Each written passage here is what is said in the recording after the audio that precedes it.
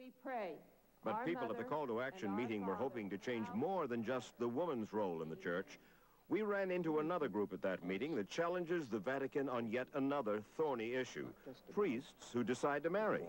The group is called RentaPriest.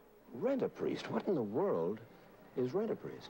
RentaPriest is a ministry for Catholics who either cannot find a priest or have been turned away from the church.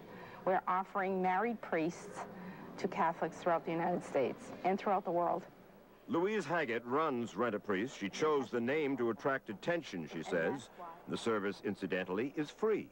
Why does it have to be a married priest? Because we have a tremendous shortage of priests in the United States. 20,000 priests have left the priesthood in the last 20 years, 9 out of 10 to get married.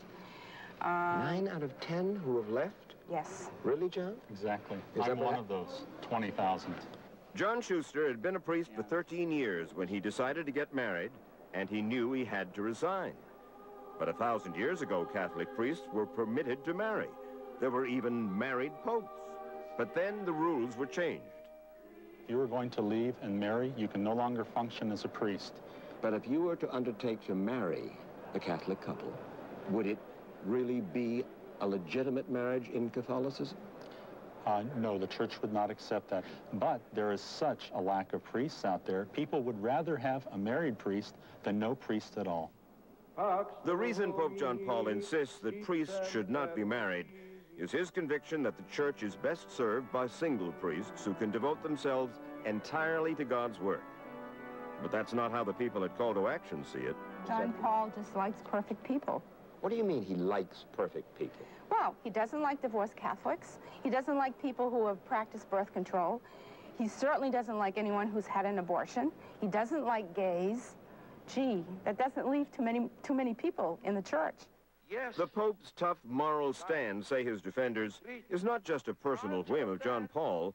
His duty is to uphold the fundamental teachings of his church, and he's determined not to change or water down those rules just because a lot of so-called modern Catholics may find them inconvenient.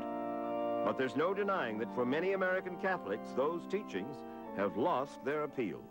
27 million Americans no longer attend Catholic Church. They're going somewhere. They need something. What's been the reaction of the American hierarchy to RentaPriest? I have never received anything critical from any bishop in the United States. Really? Right. They're letting it happen, Mike. I believe that RentaPriest is the declaration of independence for American Catholics.